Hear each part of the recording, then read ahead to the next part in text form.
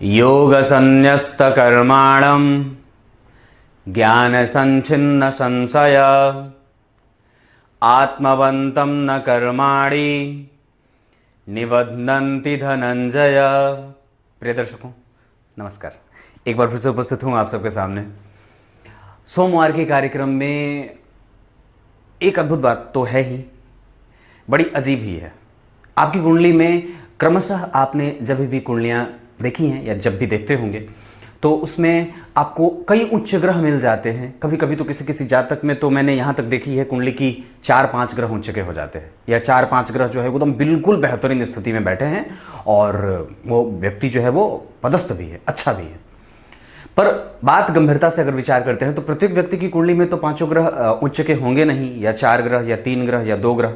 तो कभी कभी किसी भी व्यक्ति की कुंडली में एक ही ग्रह उच्च का हो जाता है, एक ही ग्रह उच्च का हुआ और ऊपर से वो किसी मित्र के द्वारा देख लिया जाता है।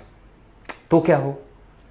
तो जन्म कुंडली में जब कभी भी ऐसी बात हो कि कोई एक ग्रह उच्च का होकर के बैठा हो और उस पे उसके मित्र की दृष्टि पड़ जाए, कोई भी एक मित्र का ग्रह उसे देख ले, उसका जो मित्र है, और वही ग्रह जो उच्च का होकर के बैठा है, अगर वहीं पे उसके निकट ही उसका कोई मित्र बैठा है या वो मित्र के साथ युति कर रहा है, मतलब समझ रहे हैं आप मैं जो बोल रहा हूं कि कोई भी ग्रह किसी भी भाव में उच्च का हुआ, उस पे किसी उसके मित्र ने देख डाले, नेत्र से उसकी दृष्टि पड़ गई उच्च के ग्रह पे, और वो जो उच्च का ग्रह है वो भी किसी मित्र के साथ ही बैठा है।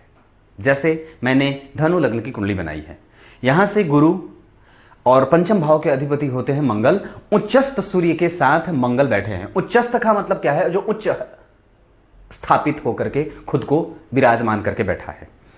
उच्च के गुरु, उच्च के सूर्य। अब उच्चस्थ का मतलब क्या होता है?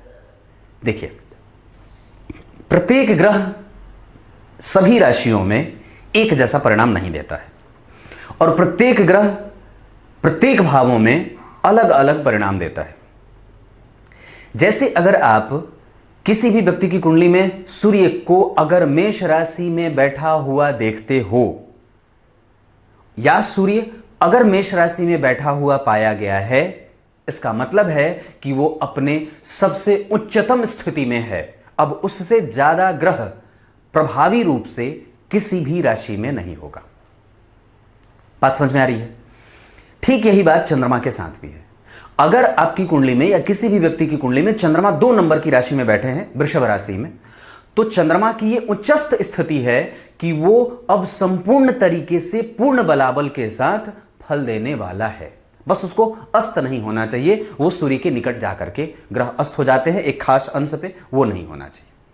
तीसरी बात मंगल के साथ, अगर मंगल आपकी कुंडली में जहां बैठे हैं वहां 10 नंबर लिखा है, यानी कि मकर राशि, तो वो पर्यावरण उसको बहुत सटीक और शुद्ध लगती है। वहां वो जाकर के बहुत उच्च के और बेहतर परिणाम को देने वाले हो जाते हैं, जहां वो सर्वव्यापक हो जाता है जातक और जहर की तरह काम करने लगता है। यही बात बुध के साथ भी होती है। उनकी अपनी ही मूल त्रिकोण राशि जो कन्या राशि होती है उसमें वो उच्च के होते हैं, और उच्चस्थ होने के कारण व्यक्ति को बुद्धिमान बनाने के साथ साथ वो तार्किक भी बनाते हैं। यानी कि बुध को जो कन्या राशि का प्रभाव और पर्यावरण मिला है वो बेहतर है और बेहतरीन है। ठीक यही बात अगर हम गुरु की करते हैं तो चंद्रमा की अपनी जो राशि कर्क की होती है वहां देवगुरु बृहस्पति उच्चस्थ होते हैं, मतलब वो पर्यावरण उनको बहुत अनुकूल और शोभायमान कर देता है। प्रत्येक ग्रह के बारे में ऐसी बात। तो शुक्र के बारे में, तो शुक्र मीन राशि में उच्च के होते हैं क्योंकि वो व्यय भाव की राशि है। इसको आने वाले दिनों में और भी अच्छे से आपको बताने का प्रयास करूंगा कि कोई ग्रह उसी राशि में क्यों उच्च का होता है। तो बात मैं शुक्र की कर रहा था, तो शुक्र जो है वो मीन राशि में उच्च के हो जाते हैं, मतलब वो पर्यावरण उनको बड़ा सूट करता है और वहां पे जाकर के वो प्रसन्न हो जाते हैं। वो वीर्य के स्खलन का भाव है, जन्म कुंडली का 12वां भाव, वहां पे रज और वीर्य का मिलन होता है। वहां एकांतवास में पति और पत्नी होते हैं, खर्च करते हैं अपनी ऊर्जा को, जो प्रायः 1 वर्ष तक या प्रायः 30 वर्षों तक, प्रायः जो है वो 25 वर्षों तक संचित होती है। आजकल के लोगों में वो ऊर्जा संचित करने की क्षमता थोड़ी कम हो गई है, इस वजह से वो संचित नहीं होता है, इसी वजह से श्रेष्ठ संतति कई बार नहीं पा सकते। हाँ, ये भी है। दूसरी बात, ये शुक्र की बात थी। शनि की बात जब करते हैं तो शनि जो है वो तुला राशि में उच्च के हो जाते हैं, मतलब वो उनका मित्र भी है।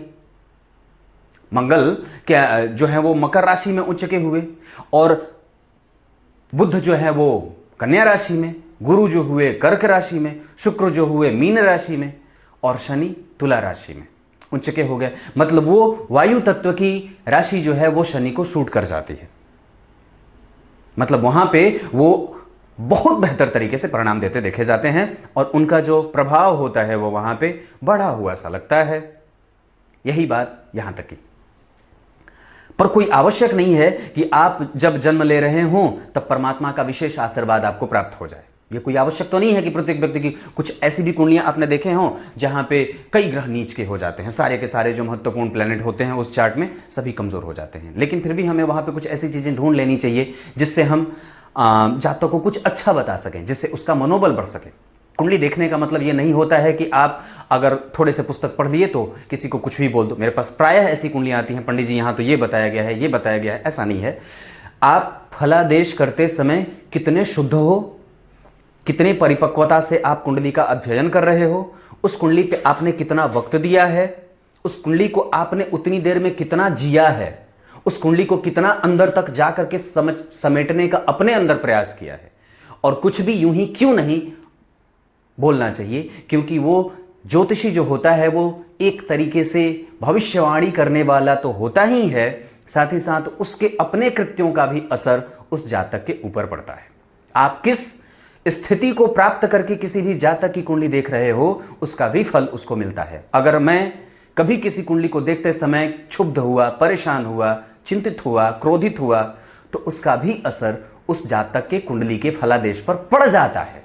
इसी वजह से राह चलते यूं ही बैठे बिठाए कभी भी किसी स्थिति में ना तो कुंडली देखनी चाहिए और ना दिखानी चाहिए। बात जो है कि अगर सूर्य उच्च के हैं किसी भी कुंडली में, कोई भी एक ग्रह उच्च का हुआ, उसका मित्र वहीं बैठ गया और उसके दूसरे मित्र की उस पर दृष्टि पड़ गई, तो ये बहुत ज्यादा अच्छी बात होती है।